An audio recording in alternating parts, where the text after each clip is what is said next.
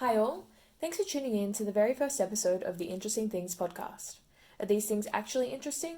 Maybe not, but I seem to think so. I'm your host, Dale Beasley, and for this episode of Interesting Things, I'll be focusing on women in video games. Now, this is such a broad topic, I know, but it's something which definitely needs to be spoken about more. Now, I'll be talking about a lot of things in this podcast, so all the resources I've used will be linked in the bio. Now, I'm also going to give a trigger warning for any listeners out there. Later in this episode, I'll be speaking about allegations of sexual harassment and abuse within the workplace. If this is something which you're not comfortable with hearing, please click off. I've added some resources in the description in case this has or will bring forward any negative feelings or anything like that. With all that being said, let's just jump into it. So I'll start from the beginning. Historically, women are significant in the making of video games. In the late 70s and 80s, Roberta Williams began designing graphic adventure games to be played on PC. Roberta had experience with storytelling and reading, while her husband Ken had experience in computer programming. In the years between 1979 and 1998, Roberta created 22 graphic adventure games while also co-founding the American video game development company Sierra Online. Despite Roberta retiring in 1999, her legacy has lived on, with Roberta consistently being named as one of the most influential people in computer game history. Most recently, she was awarded the Pioneer Award at the 20th Game Developers' Choice Awards in March of 2020. While Roberta is easily the most referenced woman when talking about the history of video game development, she's obviously not the only important woman in video game history. In the 1960s, Mabel Addis, a fourth grade teacher, designed a text-based strategy video game called the Sumerian Game, which has been described as the first game with a narrative. You've also got Donna Bailey, who co-created Centipede in the early 80s, Ellen Beeman, who co-founded the industry group Women in Games International, Danielle Bunton-Berry, who also designed and programmed games in the 80s, including Mule and the Seven Cities of Gold, as well as countless others. Have a look at the links in the description below to see even more awesome women doing awesome video game things.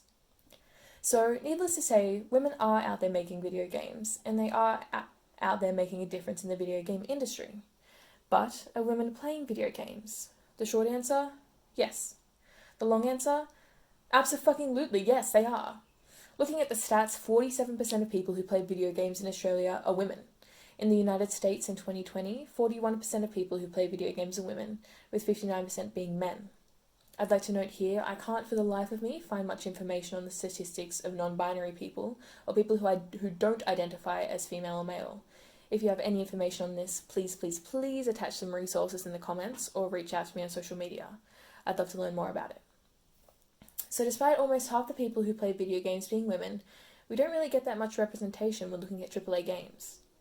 AAA games are games which are distinguished by their high development and marketing budgets and being produced and distributed by mid-sized or major publishers. Examples of AAA games include Call of Duty, BioShock, FIFA, and World of Warcraft. In contrast to AAA games, you have indie games which are generally made by individuals or small development teams without the financial support that larger publishers have access to. Some well-known examples of indie games include Untitled Goose Game, Minecraft, Stardew Valley, and Rust. So when looking at the stats surrounding indie games, there's really not much to go off. It seems that women have much more representation in indie games than they do AAA games. Some people even criticize indie game publishers for their representation of women, with one Reddit user even posting their critique to r/truegaming. The post is titled, and I quote, "There are too many female protagonists in indie games nowadays. Parentheses, no sexism." For the sake of equality, I felt it important to include criticism towards the point of this podcast, even if it was just for a good laugh. Now, back to AAA games. Feminist Frequency released some statistics surrounding E3 2019, with their findings showing that only around 5% of game protagonists were female, with 22% being male, and the other 73% of games offering multiple options, having gender-ambiguous protagonists, or categorized as not available.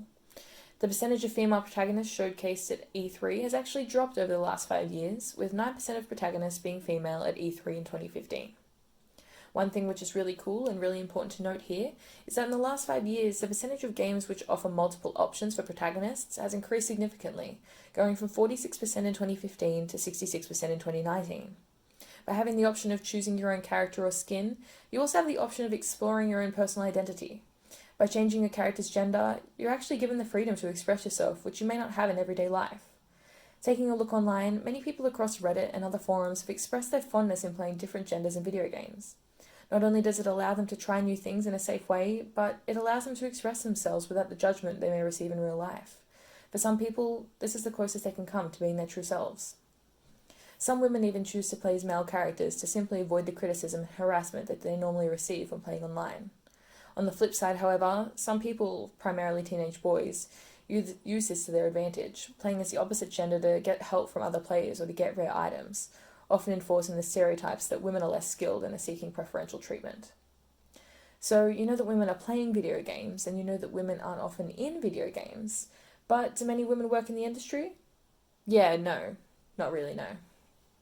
According to the Australian Bureau of Statistics in 2016, there are only 734 people working in video game development in Australia, with only 110 of which being women. That means women make up only 15% of people working in game development in Australia. However, worldwide in 2019, that number is slightly different, with 24% of game developers being female and 5% identifying as transgender or other. There are a few reasons for this one. 1. STEM is a male-dominated field which is targeted towards males, which is an issue far deeper than this. 2. Women just aren't getting hired in the field, perhaps due to sexism or perhaps due to other reasons. That, I can't say for sure. And 3. When women are hired in the field, they're not being treated properly.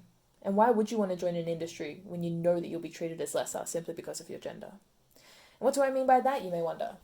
Well, buckle up, kids, because this is a big one. You've probably heard of the allegations surrounding Ubisoft earlier this year. If you've missed it, here's the rundown. Ubisoft is one of the largest video game publishers in the world. Earlier this year, allegations of sexual misconduct came out surrounding the company. Over a dozen people came forward making public claims about the sexual harassment and abuse they received while working there. More than 36 former or current Ubisoft employees said that these issues had been ongoing for several years, with the issues occasionally being taken seriously, but were, for the most part, ignored or mishandled. The atmosphere at Ubisoft had been described as hostile towards women, with staff allegedly making misogynistic or racist comments, with senior executives even making sexual advances and inappropriately touching staff. There is so much more to this story, with the issues going back years and years, looking at people within positions of power at Ubisoft. I encourage you to take a read of the resources in the description, because it's impossible to summarize such a horrific situation. So let's look back to 2018 and Riot Games, where female job candidates were knocked back for no reason, where female employees were constantly harassed, and the company's culture puts female employees at a disadvantage. 3 women described being groomed for promotions. 1 woman saw an email thread about what it would be like to, quote, penetrate her, and both male and female sources have claimed to see unsolicited dick pics from bosses or colleagues. The list of allegations goes on. Lists of who men would sleep with being passed around the office, 1 man having his genitalia grabbed by a male senior leader, and so on. I encourage you to go and read the entire investigation undertaken by Kotaku. So, why don't many women work in the gaming industry? Speaking from a personal level now, I can't see myself willingly entering that kind of workplace. There have been reports of women who haven't been harassed or abused, but are still affected by the unconscious bias that exists when working in video games. Being spoken over, feeling isolated, being paid less. Taking a look online, there are women who have the passion, drive, and excitement to join the industry, but are scared for their safety and well-being. Looking back to what I was saying earlier in the podcasts, women aren't even represented well. Statistically, they're barely represented at all, and when they are, they're often written poorly, they're over-sexualized, or they exist only to aid the male players or the males within the story. I understand these aren't issues unique to women, with people of colour or people within the LGBT plus community experiencing the same issues, if not to a worse extent. The issues of sexism and discrimination are seated far deeper than just the video game industry, I know, but it's undeniable that women aren't receiving enough representation in actual video games and in the industry itself.